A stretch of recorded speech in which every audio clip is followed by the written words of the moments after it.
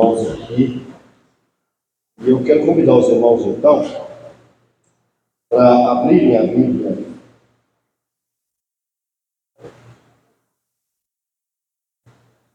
Abra sua Bíblia em João capítulo 15. Eu quero pedir aos irmãos para vocês lerem aí no banco esse texto, que vai do verso 1 ao 17. Queria que você lesse em silêncio. Se é que você trouxe Bíblia ou se é que você tem Bíblia eletrônica. Por que eu quero que você leia? Porque você vai observar que esse texto é simples demais. E que as lições dele são muito evidentes e que qualquer um pode entender esse texto. Qualquer um pode assimilar o que está nele. Então eu queria que você lesse, em silêncio, capítulo 15, do verso 1 ao 17. É possível?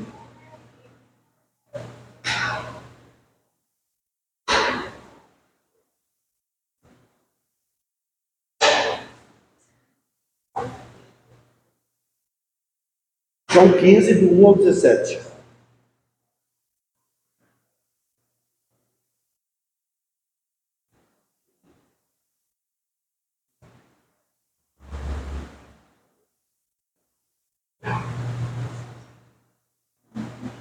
Quando você tiver terminado a leitura, é só falar amém. Quando você tiver terminado, né? Já terminado?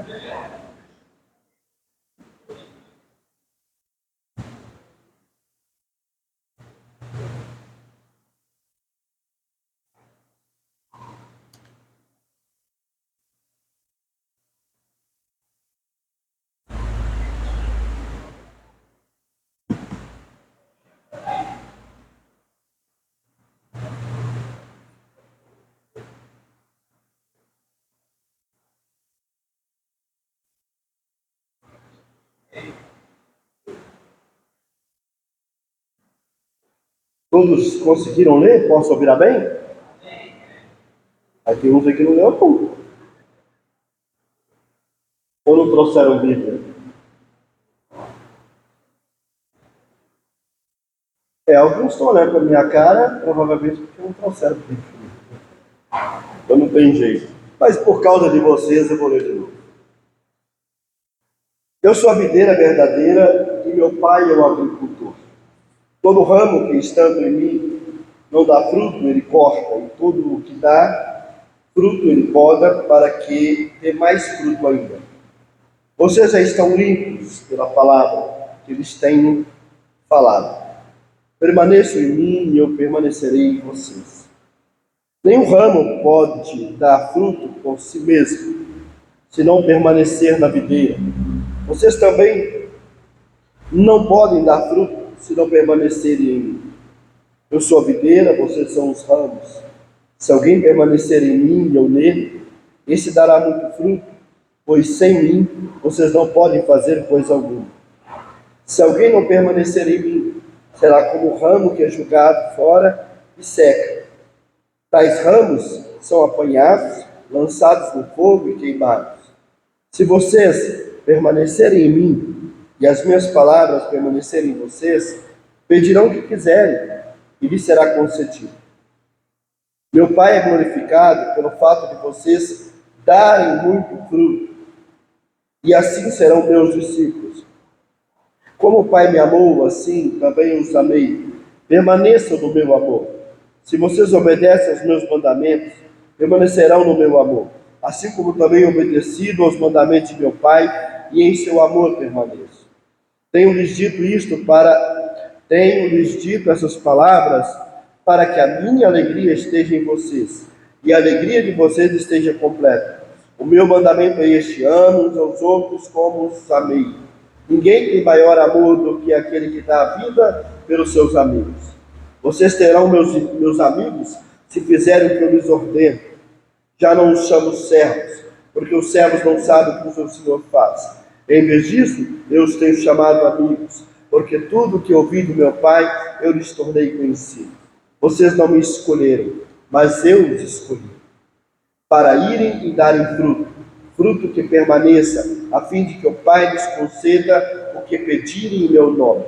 Este é o mandamento: amem uns aos outros. Pai, a tua palavra foi nos dada para ensinar, repreender, corrigir e educar. Que ela cumpra esse propósito em nossas vidas nessa noite. Em nome de Jesus. Amém. O título que eu escolhi, queridos, para essa noite é O Cristão que Glorifica a Deus. E o meu objetivo é mostrar que apenas por meio da união com Cristo,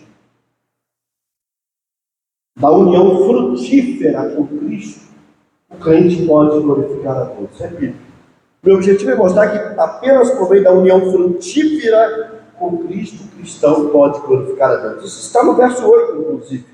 Olha aí o verso 8. Meu Pai é glorificado pelo fato de vocês darem muito fruto. Então, apenas por meio dessa união frutífera, de fato, nós vamos glorificar a Deus. E esse texto é um texto muito importante para a nossa compreensão. E é até interessante o que eu vou dizer, os acadêmicos de plantão, que Karl Marx, aos 17 anos de idade, ele defendeu uma tese escolar baseada em João 15, do 1 ao 14. E nessa tese, Karl Marx, ele fala sobre a essência dessa união com Cristo, os elementos dessa união com Cristo e os resultados dessa união com Cristo. Isso pode surpreender você. Mas quem conhece a história, não, porque Karl Marx era filho de pastor. Karl Marx era cristão na sua adolescência. E ele já naquela época trabalhou essa realidade da nossa união mística com a pessoa de Cristo. Portanto, esse texto está na essência do que nós poderíamos chamar do discurso de Jesus sobre a vida cristã. E é interessante porque o Evangelho de João, ele pode ser, os estudiosos vão fazer isso, ser dividido em 2 livros.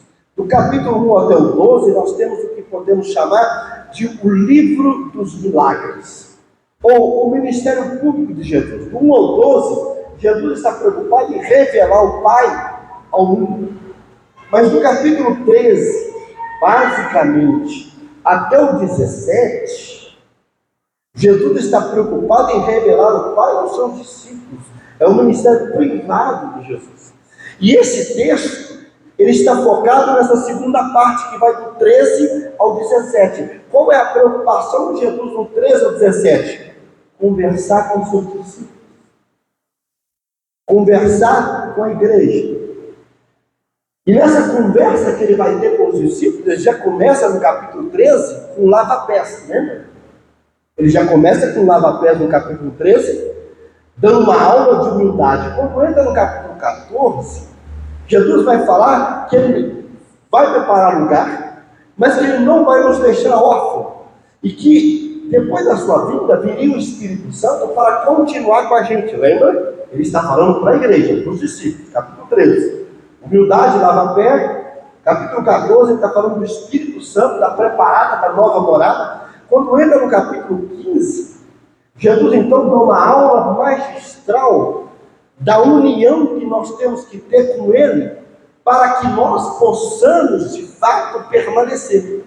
E é interessante porque se no capítulo 14 ele diz, não vos deixarei órfãos, eu estarei com você, no capítulo 15 ele está falando assim, a nossa união é tão intrínseca, estamos de tal maneira interconectados, que nada vai nos separar.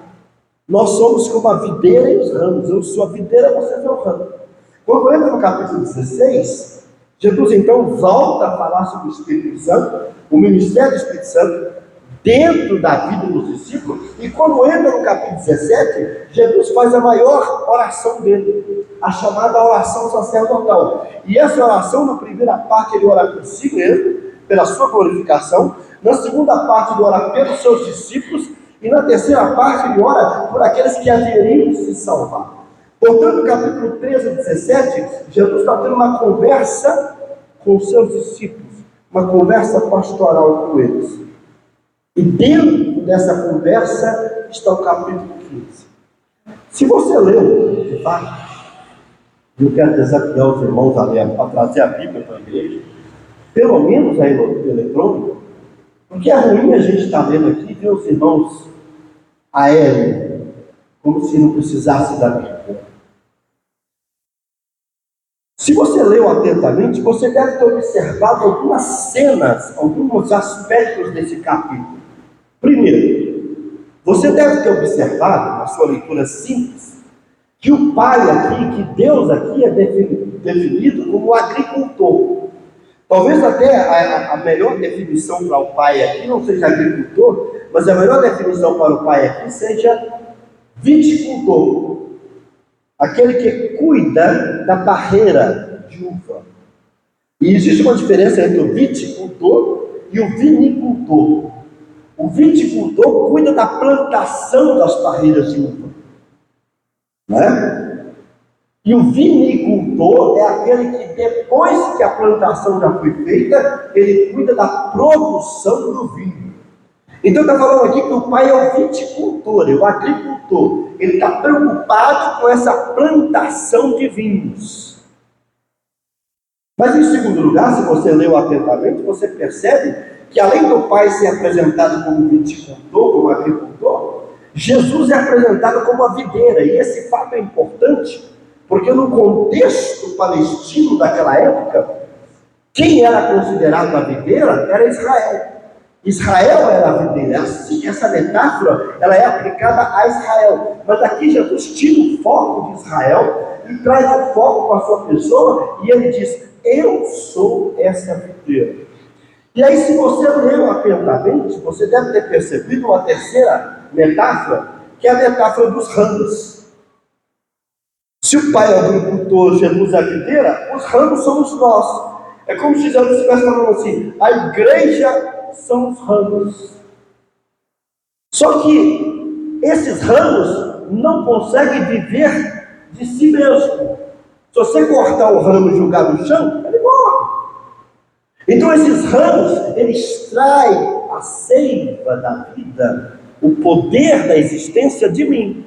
Então a igreja só é igreja enquanto estiver unida a Cristo. E se você tiver lido um pouquinho mais, atenção, você vai ver que além do agricultor, da videira e dos ramos, ele fala dos frutos, que é o resultado dos ramos na videira, que é o resultado dos cristãos em Cristo. Então percebe? O texto é simples. Não adianta a pessoa falar: não entendi o texto, é só isso. O que eu vou fazer aqui agora é trabalhar com vocês 3 missões, mas a partir desses pilares: o pai como a videira, o pai como agricultor, o filho como a videira, a igreja como os ramos e os frutos, que é o resultado.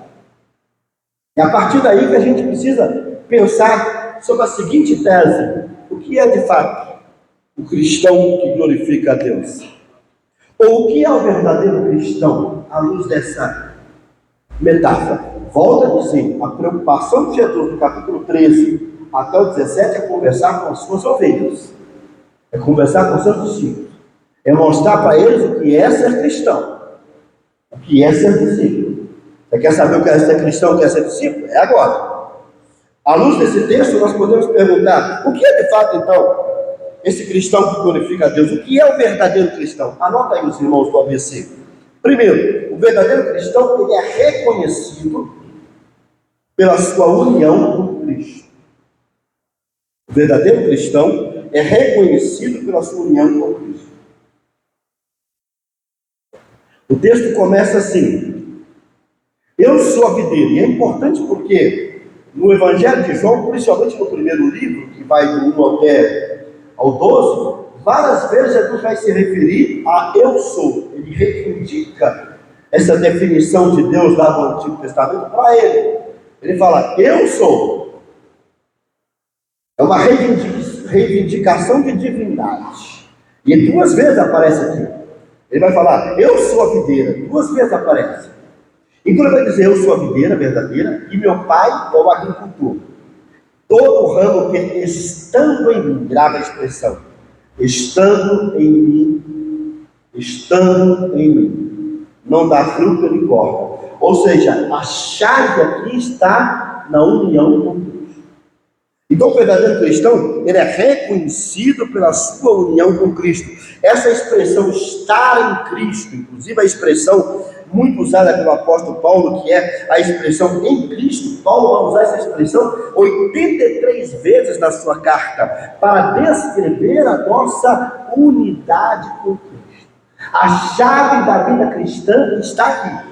Se você está ou não está unido a Cristo. O puritano Thomas Goldwyn vai dizer que só existe dois tipos de pessoa no mundo: aquela que está em Adão e aquela que está em Cristo.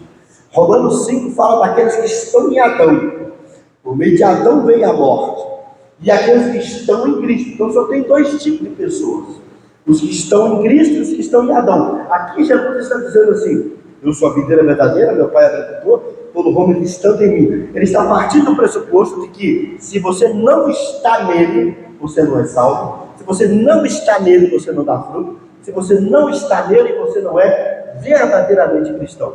Então a palavra-chave aqui é união com Cristo. Posso ouvir amém? E é interessante, queridos irmãos, porque se nós estudarmos toda a doutrina da salvação, toda ela se resume nessa expressão, união com Cristo. Toda a doutrina da salvação se resume nessa expressão, união com Cristo. Não há regeneração sem você estar unido a Cristo. O que é regeneração? Nascer de novo. Não há justificação. O que é justificação? Ser declarado justo sem você estar unido com Cristo. Não há perdão dos pecados sem você estar unido com Cristo. Não há adoção para filhos se você não estiver unido a Cristo. Não há santificação se você não estiver unido a Cristo. Não há selo do Espírito se você não estiver unido a Cristo. Não há capacitação para ser cristão se você não estiver unido a Cristo. Não há vitória final se você não estiver unido a Cristo. Não há glorificação se você não estiver unido a Cristo. Portanto, estudar a doutrina da salvação é estudar a doutrina da união com Cristo. Posso ouvir amém? Por meio da união com Cristo, nós demonstramos que de fato somos salvos. E é interessante porque quando você vai para Romanos capítulo 6, toda a igreja precisa estudar Romanos 6. Romanos capítulo 6 é o texto clássico para ensinar sobre essa unidade que existe entre nós e Cristo. Romanos 6 vai dizer que nós morremos com Cristo. Há uma união com Cristo na sua morte. Quando Cristo morre na cruz, você morre junto. Isso a gente chama de união mística. Quando você toma o pão, come o pão e bebe o cálice, você está dizendo assim: eu me uni com Cristo em sua morte. Quando Cristo diz: Pai, está consumado, tetelestai, eu paguei completamente, você estava lá. Por isso que no capítulo 6, a figura usada por Paulo em Romanos é a figura do batismo. Porque o batismo é um símbolo visível dessa união com Cristo. Quando eu desço nas águas, eu estou dizendo: eu morri com Cristo. Essas águas simbolizam sepultura. É isso que simboliza o batismo. Mergulhar na água, sepultura. Morri. Então, Romanos 6 vai dizer: sabemos que nós morremos com Cristo por meio do batismo. E ele vai dizer que nós ressuscitamos com Cristo. Quando você sai da água, você ressuscita. Nova vida. Então, a união com Cristo, esse ato simbolizado no batismo de morte e ressurreição. Porém, o batismo, ele é apenas um sinal visível. Santo Agostinho vai dizer isso. Batismo é uma graça visível, um sinal visível de uma graça invisível. Eu posso descer na água, ser batizado, sem ter tido uma experiência de salvação. É por isso que o batismo é um sinal visível de algo que já aconteceu. Aquela pessoa que se uniu a Cristo na morte é a mesma pessoa que se uniu a Cristo na ressurreição. Agora pense comigo, que morte é essa? Se alguém está em Cristo, nova criatura é, 2 Coríntios 5.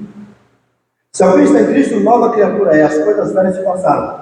Não na morte, quando eu me uno a Cristo na morte, eu estou dizendo que eu morri. Morri para quê? Para a velha vida. Morri para quê? O velho homem. Morri para quê? A velha maneira de pensar, a velha maneira de agir. Essa é a marca da união com Cristo. Como é que eu sei que alguém foi unido a Cristo? É simples. Ele continua vivendo como se fosse o velho homem? Ele continua pensando como se fosse o velho homem? Ele continua sentindo como se fosse o velho homem? Se relacionando como se fosse o velho homem? Agora, quando ele ressuscita em novidade de pensamento, em novidade de sentimento, em novidade de atitudes. Essa é a metáfora. Morte e ressurreição. O que Jesus diz no Evangelho de João? Se o grão de trigo cair no chão, não morrer, fica sozinho. Mas morrendo dá muito fruto. Que fruto? Fruto da ressurreição. Então, quando ele diz que nós estamos em Cristo, significa que nós morremos para a velha vida. Pastor, como eu sei que alguém de fato, melhor, como eu sei que eu de fato estou unido a Cristo? É simples. Como é que está a sua vida? Queridos irmãos, é possível usar o nome de Jesus sem ter Jesus, de fato, de verdade. Quem diz isso não sou eu, é o próprio Jesus. Mateus capítulo 7. Senhor, eu expulsei demônio em seu nome. Senhor, eu curei enfermos em teu nome. Eu operei maravilhas em teu nome. Eu não te conheço. Ou seja, usaram o nome de Jesus para fazer a obra de Jesus sem ter união com Jesus. Deus não conheço. E é interessante porque a palavra conhecimento na mentalidade hebraica é muito diferente da palavra conhecimento na mentalidade grega. Porque na mentalidade grega, conhecimento tem a ver com o intelecto, com cognição. Mas no hebraico, a palavra conhecimento traz a ideia de experiência, de relacionamento. Eu não te conheço, eu não tenho intimidade, não tenho relacionamento com você. O verdadeiro cristão é primeiramente conhecido pela sua união com Cristo. É por isso que no versículo 5 vai dizer assim: eu sou a videira. Uma segunda vez ele afirma o eu sou. Vocês são os ramos. Se alguém permanecer em mim e eu nele, esse dará muito fruto, pois sem mim vocês não podem fazer coisa alguma. Ele está dizendo o seguinte: fora da união com Cristo não existe vida. Fora da união com Cristo não existe poder. Fora da união com Cristo não existe capacitação. Fora da união com Cristo não existe realização. É preciso ser religioso. É preciso ser batista, é preciso ser católico. E não de fato ter tido uma união mística, uma experiência de união verdadeira com Cristo. É por isso que o capítulo 7 de João, e eu estou pregando uma série aqui no Sermão da Montanha, vou continuar ainda. O capítulo 7 de João é emblemático, porque ele vai dizer que existe uma forma de você identificar quem é e quem não é cristão verdadeiro. É pelo fruto. Pelos frutos conhecereis a árvore. Não é? Os irmãos estão me entendendo? Posso ouvir amém? Portanto, queridos irmãos, como o verdadeiro cristão é reconhecido? Primeiro, ele é reconhecido pela sua união com Cristo. Essa união é exemplificada no batismo, por meio da morte, descer nas águas, e da ressurreição, levantar as águas. Hoje nós vamos participar da ceia. O que significa participar da ceia? Eu estou dizendo aqui, quando você pegar o cálice do meu pão, você está dizendo assim: eu morri com Cristo, para a minha maneira de pensar, de relacionar, de sentir, do velho homem. Eu ressuscitei com Cristo. Tenho uma nova disposição de pensamento, de sentimento e de atitude. Comer e beber do vinho é você celebrar a morte e a ressurreição. Se o batismo é um ritual de iniciação na vida cristã, a ceia é um ritual de continuidade, de continuação. Você está dizendo: eu continuo na mesma vaia. Morto para o pecado, para o velho homem, e vivo. Por isso Paulo vai dizer em Gálatas 2:20, já estou crucificado com Cristo, morri. E agora vivo, não mais eu, mas Cristo vive em mim. Novidade de vida.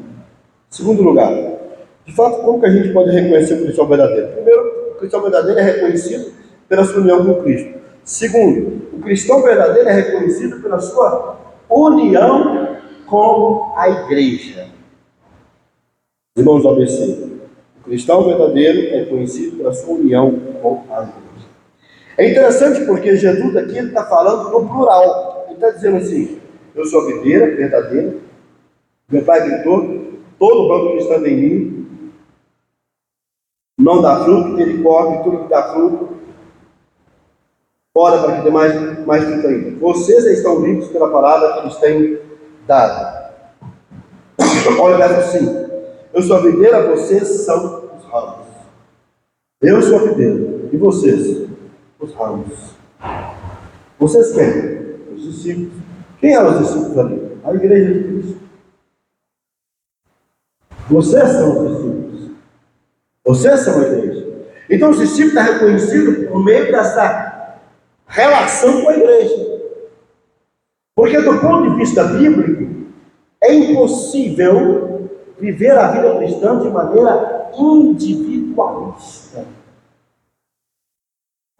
Irmãos, nós somos fruto de um movimento moderno que começa basicamente na Renascença, que coloca o homem, o indivíduo, no centro de tudo. Na Idade Média, todo o centro do pensamento girava em torno da pessoa de Deus. Eles reivindicavam a ideia de Deus para pensar tudo e todos. Por isso que grandes filósofos medievais, se você estudar a história da filosofia, os maiores filósofos da Idade Média eram teólogos. Eu posso citar para vocês aqui, pelo menos, 3.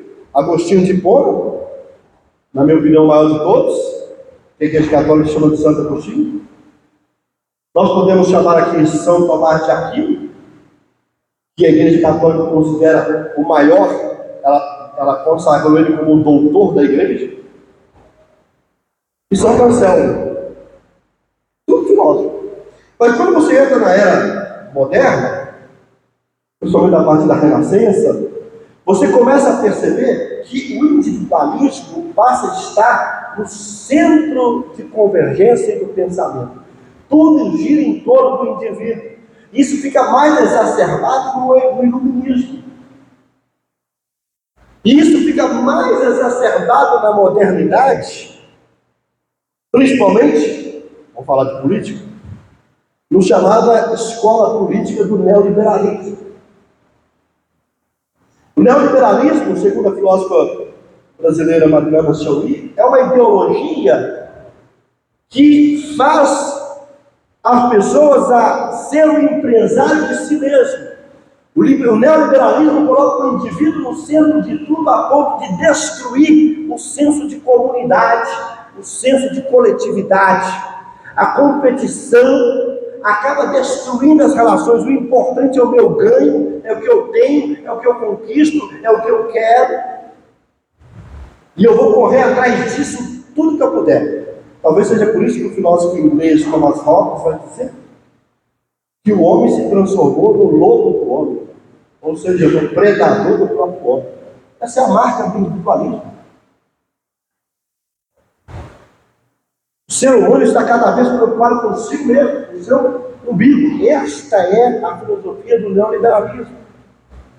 O filósofo francês Hippolyte vai dizer que a hipermodernidade é marcada pelo individualismo, as pessoas só pensam nelas. O que é melhor para mim? As igrejas estão cada vez mais sendo estruturadas para satisfazer ao indivíduo enquanto pessoa. O que você quer? O seu bem-estar,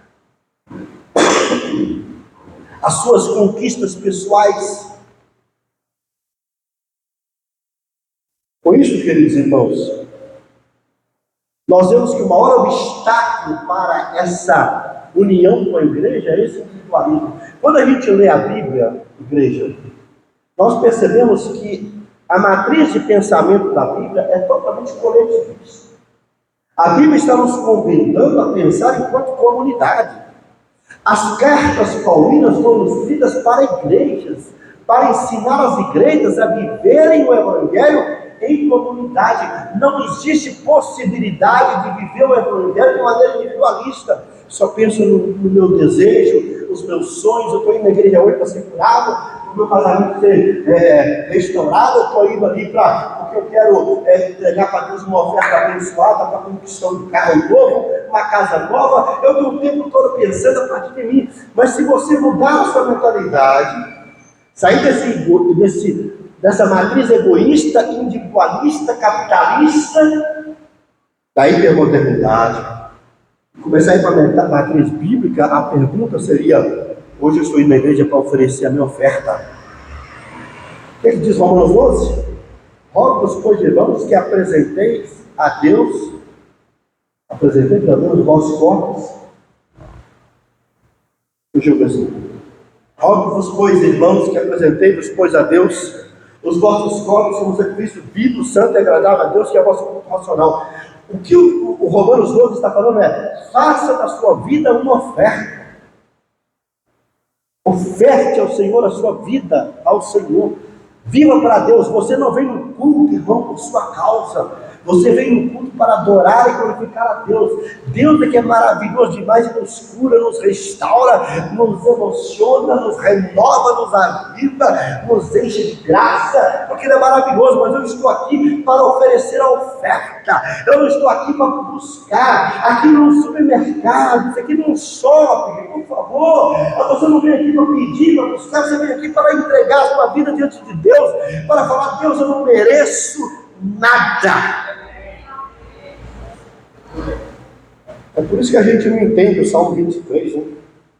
O Senhor é meu pastor e nada me faltará. A gente interpreta assim: o Senhor é meu pastor, não vai faltar carro, casa, coisa. O texto está falando é outra coisa. O texto está falando: o Senhor é meu pastor, e já que Ele agora é meu pastor, de nada então eu tenho falta, porque Ele me satisfaz. É isso que o texto está querendo dizer. O texto está falando: o Senhor é meu pastor, agora que Ele é meu pastor, eu posso ter carro. O Senhor é meu pastor, agora que eu tenho Ele como meu pastor, de nada mais eu preciso. Eu vou relativizar as coisas. Ter é bom. A Bíblia fala que nós temos que ter coisas.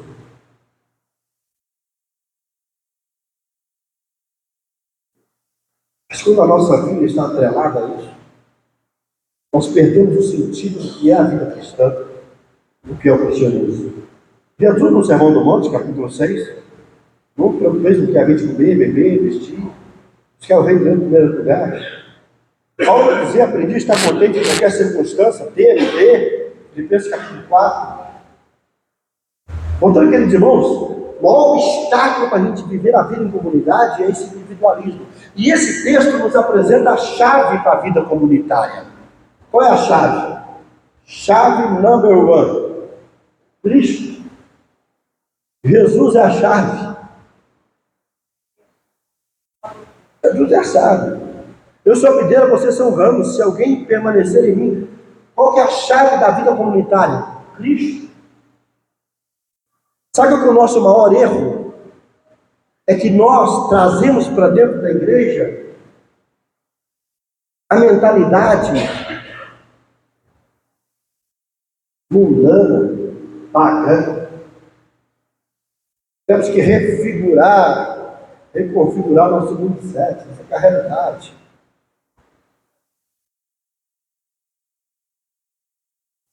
Nós baseamos a nossa relação na igreja na afinidade. Aqui vai ter um chá de fralda na igreja, você vai vir? Ah, não, tem afinidade com aquela irmã, não. Onde está isso na Bíblia de vocês?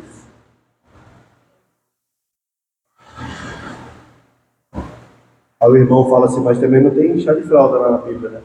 É verdade. Mas o que eu quero dizer é que a gente quer basear nossas relações na afinidade. Eu não tenho afinidade com aquela irmã. Ah, não tem afinidade com aquele irmão. Por que acaba o culto e você vai embora correndo? Não tem afinidade. E nunca vai ter. Nunca vai ter. Porque você está baseando suas relações na mentalidade pagã. Você tem que reconfigurar seu 27, querido. A base bíblica, que é a base da relação, é a nossa relação com Cristo. O Dietrich Bonhoeffer tem um livrinho que todos deveriam comprar para ler. Ele é muito fácil de ler, aparentemente é simples, mas tem umas frases assim, tem um teólogo alemão, mas é fininho, deve ter nem 70 páginas. Nesse livro, o Dietrich Bonhoeffer, que inclusive foi enforcado no campo nazista por Hitler, porque se levantou contra o nazismo, nesse livro ele fala que a distinção entre relacionamento e comunhão, é que comunhão é baseada em Cristo. A intimidade com Cristo. O que o texto está querendo dizer é o seguinte: vocês estão em mim. Qual que é a base de eu querer ajudar essa irmã? É que ela tem um fator comum comigo, Cristo. Por que eu estou atendendo, ajudando essa pessoa? Porque ela está em Cristo e eu estou em Cristo. É assim que funciona, igreja. Mas nós queremos colocar a afinidade no patamar central. E aí é uma segunda coisa. Não só Cristo é o centro desta vida comunitária, mas ele coloca o amor também. Olha o verso 8 e 9. Meu Pai é glorificado pelo fato de vocês darem muito fruto, assim serão meus discípulos. Como o Pai me amou, assim eu os amei. Permanecei no meu amor. Assim como o Pai me amou, eu os amei. Permanecei no meu amor. Qual é a lógica que une a igreja? O amor. Qual é a argamassa que une a igreja? O amor. Ele continua: se vocês obedecem os meus mandamentos, permanecerão no meu amor. Assim como tenho obedecido aos mandamentos de meu Pai, e em seu amor permaneço. Assim como eu permaneço no amor do Pai, permaneça no meu amor. E aqui Jesus estabelece o amor não como sentimento, mas como atitude. O ato de obedecer, né? Ele continua: tenho-lhes dito essas palavras para que a minha alegria esteja em vocês, a igreja. E essa é uma segunda marca da vida comunitária. Primeiro Cristo, o centro, o amor e a alegria. Mas ele vai voltar no amor de novo.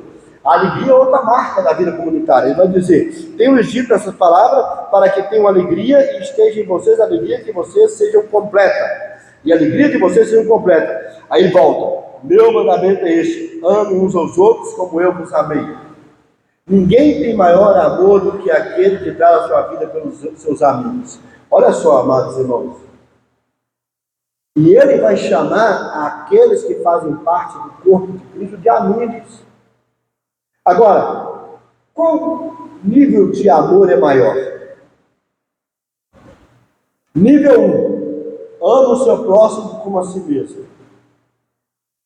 Nível 2: ame o seu próximo a ponto de dar a sua vida por ele.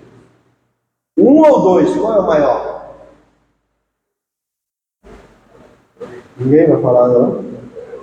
Vai me deixar assim? Sem resposta? Quem acha que é o 1, levante a mão.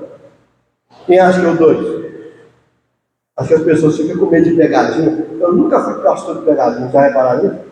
Não gosto de pegadinha. Então, comigo não tem pegadinha, corre comigo.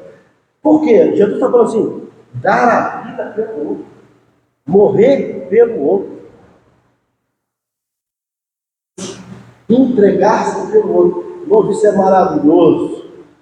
Quando a Madre Teresa de Calcutá foi entrevistada por um jornalista da CNN, poucos meses antes dela morrer, ele perguntou para ela: quando foi que a senhora fez uma escolha pelos pobres? E ela disse: eu nunca fiz uma escolha pelos pobres. Eu fiz uma escolha por Cristo. Cristo me levou aos pobres. Os teólogos da esquerda brasileira, da libertação, diz que a chave do cristianismo é fazer uma opção pelos pobres. Mas a própria Madre Teresa de Calcutá disse: não.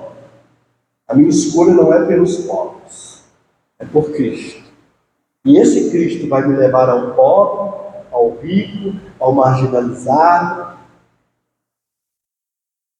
Queridos irmãos, qual é a marca desta igreja? Nós somos reconhecidos pela unidade com a igreja de Cristo. O amor, a alegria é a marca da vida da comunidade. Em nenhum momento se fala de afinidade. É isso que está atrapalhando a nossa vida na igreja, irmãos. É isso que está impedindo a gente de fazer as coisas. Lembra do individualismo? Aqui está a marca do individualismo. Não vou porque eu não gosto. Não vou porque eu não concordo. Não vou estar junto porque eu não tenho afinidade. Mas quando eu entendo que a vida comunitária é centrada em Cristo, no amor, na alegria, eu mudo a minha perspectiva. Sabe qual é o seu problema? É que você não quer sair da infantilidade. Aquilo que o Juan Carlos Ortiz, na década de 70, falava, a infantilidade eterna do crente. Você quer continuar a beber. Você quer bebedeira, né? Você está no lugar errado. Dou mamadeira para ele. Você está querendo mamadeira. Você não quer crescer. Os mesmos picuinhos, os mesmos meninos. Mas eu vou encerrar então com o meu último ponto. Como é que esse cristão verdadeiro é reconhecido? Pela união com Cristo, pela união com a igreja e, por fim, por último, é reconhecido pela sua união produtiva com Cristo. Porque essa união com Cristo ela tem que ser produtiva. E é interessante porque Jesus ele fala de 4 níveis de fruto aqui. Primeiro Jesus fala de nenhum fruto, versículo 2. Depois ele fala de fruto, versículo 2. Depois ele fala de mais fruto, versículo 3, 2. E depois ele fala de muito fruto, versículos 5 e 8. Então nós temos 4 tipos de pessoas. As que não dão fruto, as que dão fruto, as que dão mais fruto e as que dão muito fruto. Você é qual? Quem está em mim, dá fruto. Então você tem o que não dá fruto. Quem não dá fruto, quem não está nele. Depois você tem quem dá fruto, quem dá mais fruto e quem dá muito fruto.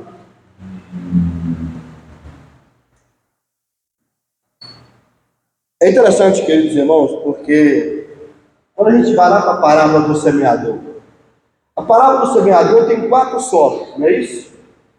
Solo número 1, coração endurecido. Semente que cai na beira do caminho, vem os pássaros e roubam. Esse não é convertido.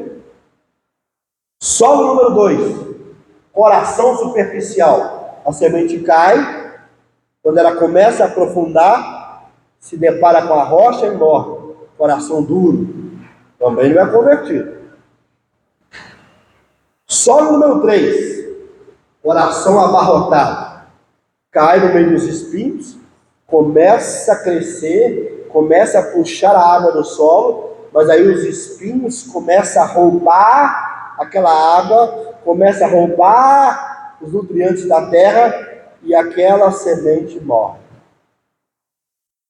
Ou seja, Jesus vai falar que aquilo ali são exatamente as concorrências da vida.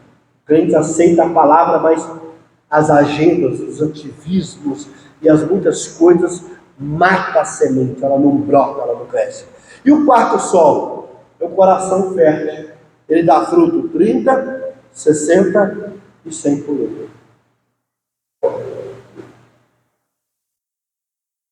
Dos 4 solos, só o 4º é convertido. Coração duro. Ouve a palavra, mas a palavra não penetra. Coração superficial. Ouve a palavra, entusiasma, acha o culto gostoso, abre a palavra gostosa, mas no outro dia, primeira decepção, primeira luta, ele abandona a fé. Coração número 3, aceita a palavra, participa da igreja, batiza, vem nos cultos, envolve nos ministérios, mas as muitas coisas dessa vida, amizades, vida social, atividades, mata essa pessoa e ela vai morrendo aos pouquinhos, perdendo a força. Mas aquele que é coração fértil, é 30, 60, 100 por 1. Ou seja, o verdadeiro cristão, ele é produtivo. O que Jesus está querendo dizer é o seguinte: você tem que produzir frutos. Jesus volta a dizer: Jesus saiu de um cenário público, capítulo 1 ao 12, parou de conversar com as multidões para conversar com a igreja, e ele está dizendo para a igreja: eu quero dizer para vocês, se vocês não produzem fruto, está errado.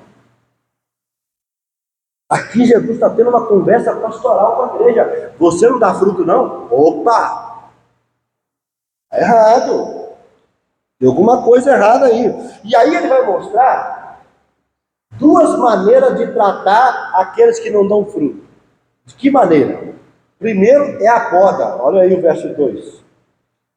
Todo ramo que estando em mim não dá fruto, ele corta, e tudo que dá fruto poda, para que dê mais fruto ainda. Aí ele fala de duas coisas: do corte e da poda.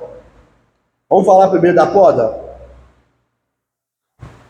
A poda aqui no grego é katakairos, que quer dizer exatamente, a ideia do grego é: não está dando fruto, porque a barreira, né, ela vai esparramando pelo chão, ele levanta ela, suspende ela, para facilitar que ela produza fruto.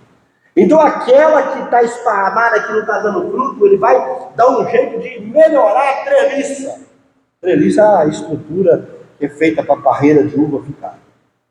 Então ele vai melhorar, ele vai levantar ela, talvez amarrar ela, né? E cuidado, porque às vezes se você levantar muito, pode ir para cá do vizinho, né? Né, Léo? A parreira vai para cá do vizinho, aí o vizinho é que vai ser abençoado. Então o que acontece? Você então vai fazer um trabalho de poda para ela dar fruto. Esse trabalho não é fácil, o trabalho do agricultor ou do viticultor. Às vezes a gente não quer a tesourada de Deus. Quem quer tesourada de Deus aqui? Levanta a mão. Tem um irmão lá querendo uma tesourada de Deus. Levantou duas mãos. Às vezes a tesourada de Deus é pesada. Você acha que Moisés deu fruto se não fosse a tesourada de Deus? Você acha que Davi deu fruto se não fosse a tesourada de Deus? Você acha que Paulo teria dado fruto se Deus não tivesse dado uma tesourada nele? Às vezes as tesouradas é mexer com a sua zona de conforto. Às vezes a tesourada é fazer você ver o que você não está conseguindo ver. Você só está vendo sucesso, você só está vendo a empresa crescer, você só está vendo o dinheiro entrando, você só está vendo as dívidas, você só está vendo, e você está aqui, e Deus tem que chegar e... Você não está conseguindo ver o que tem que ser visto. Você não está conseguindo enxergar o que Deus quer que se enxergue. Você não está conseguindo enxergar o que Deus está querendo na sua vida. Porque você não consegue ser. Você está cego, deslumbrado pelo sucesso aparente. Você está cego, deslumbrado ou assombrado pelas lutas presentes. E você não consegue ver o que Deus tem para você. E às vezes Deus tem que chegar e dar aquelas... Irmãos, isso é amor de Deus. É por isso que Hebreus 12 vai dizer: o Senhor disciplina aquele que Ele ama. E a palavra ali no grego é: Deus deixa vergão, marcas em quem Ele ama. O objetivo é trazer você de volta para a luz, é trazer você de volta para a realidade. Há quanto tempo você está na igreja e não faz nada?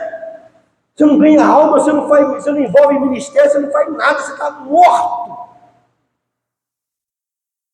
A pergunta é: você tem medo dessa tesoura aí? Agora, se a tesoura da poda chegar na sua vida, diga aleluia. Porque é melhor do que a tesoura do corte.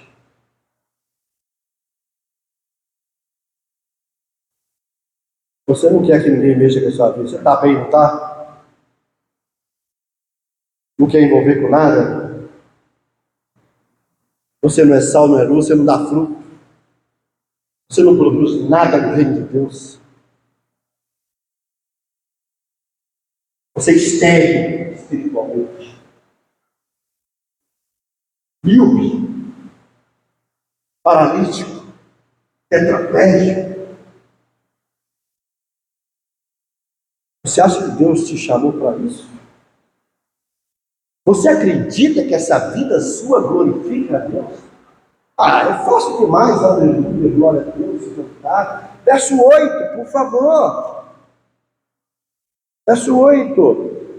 Meu Pai é glorificado pelo fato de vocês darem fruto. O que glorifica o Pai é fruto. O que glorifica o Pai não é palavras vazias e loucas. O que glorifica o Pai é aleluia, cheio de inatividade. O que glorifica o Pai não é vida ancorada, acomodada na zona de conforto. O que glorifica o Pai não é saber que o seu extrato bancário está aumentando, não. É se você está dando fruto. E tomara que dê fruto com o extrato bancário aumentando. Aleluia. Mas você está dando fruto para o reino de Deus?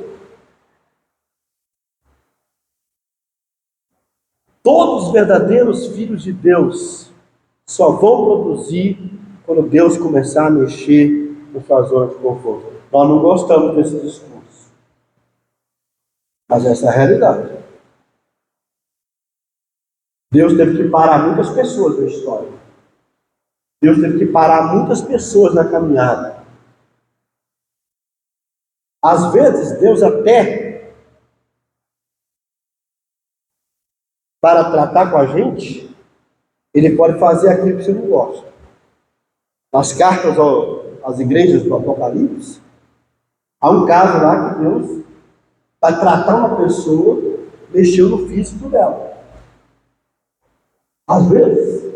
Mas quando é Deus, aleluia. Amém, irmãos? Eu prefiro cair na mão de Deus, porque Deus, Ele me joga no canto, me joga no chão, me levanta, né? Como diz o versículo de Ezequiel, deixa Deus amassar o barro. Às vezes o vasinho está ali, bonitinho, Senhor Deus, deixa ele assim mesmo. Ele está meio torto, mas deixa ele assim, Deus, não, vou quebrar ele. Quebra o vaso todo. Só tem uma trinquinha, Senhor, não, eu vou quebrar. Aí Deus amassa. Amassa. Para quê? Para fazer um vaso. Nós não queremos deixar Deus amassar o barro. Mas há um segundo ponto aqui, irmãos. É que Deus não apenas poda, Ele corta. E é interessante porque o verso 1 vai falar de corta, kairós e katakairós. Airós, que é exatamente esse cortar.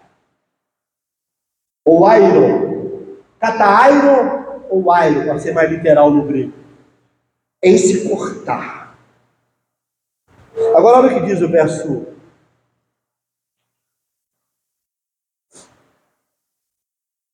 O verso 8, por favor.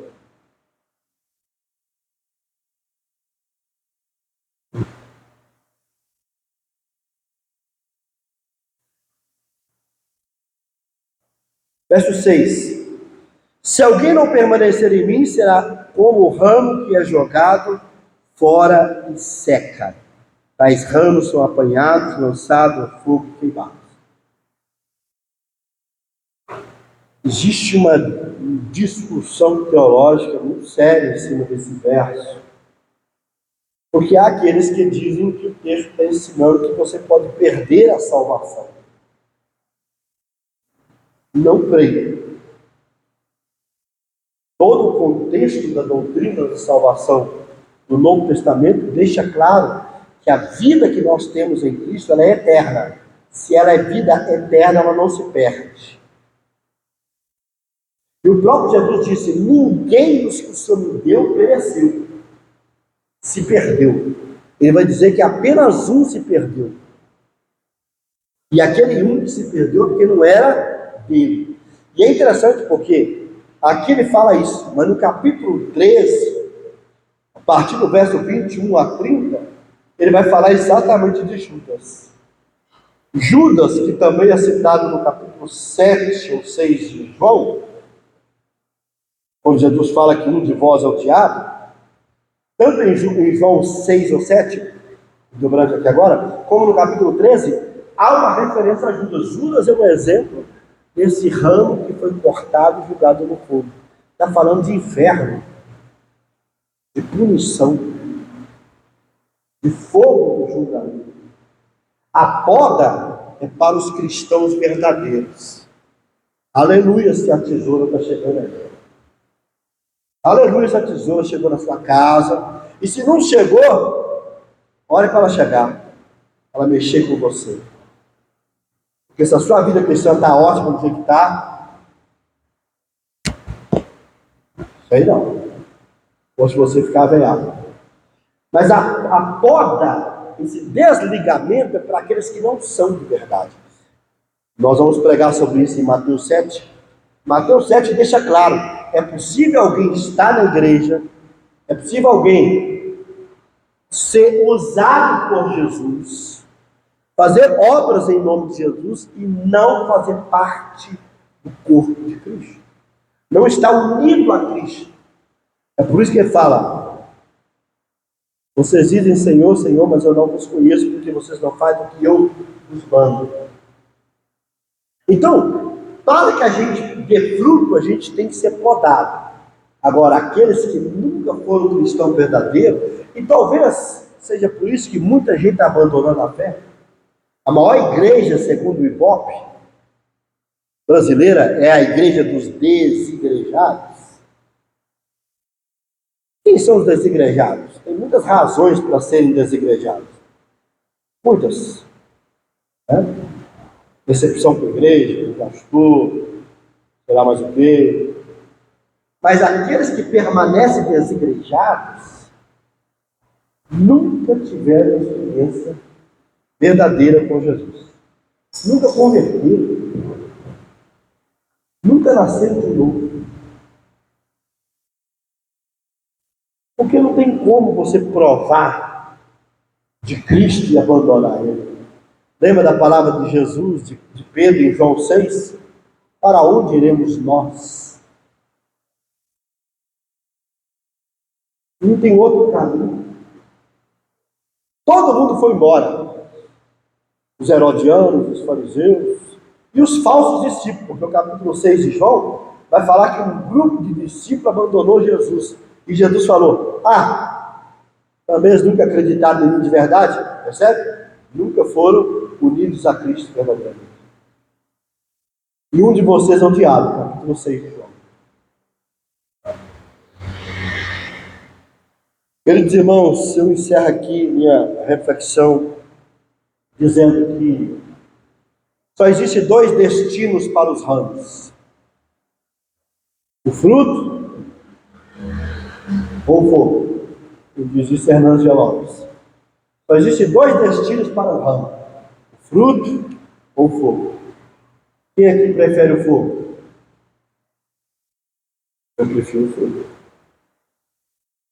Ezequiel capítulo 15 fala que o pau da madeira é julgado no fogo. Ezequiel 15, do 1 ao 8. Pau da videira, da parreira. Eu queria que você se colocasse de pé.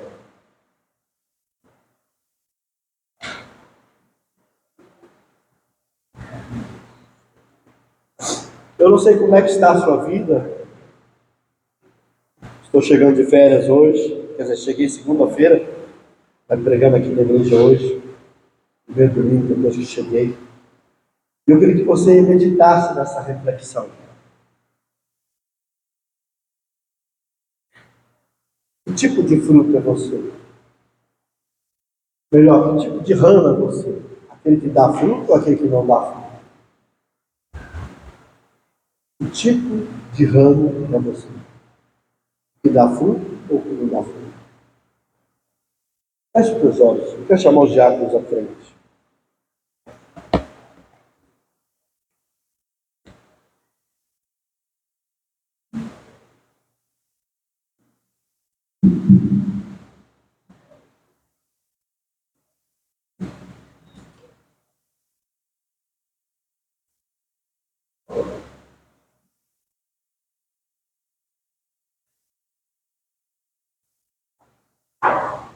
Que tipo de ramo é você? Que dá fruto ou que não dá fruto? Tanto que os diáconos vão distribuir agora para o ouvido.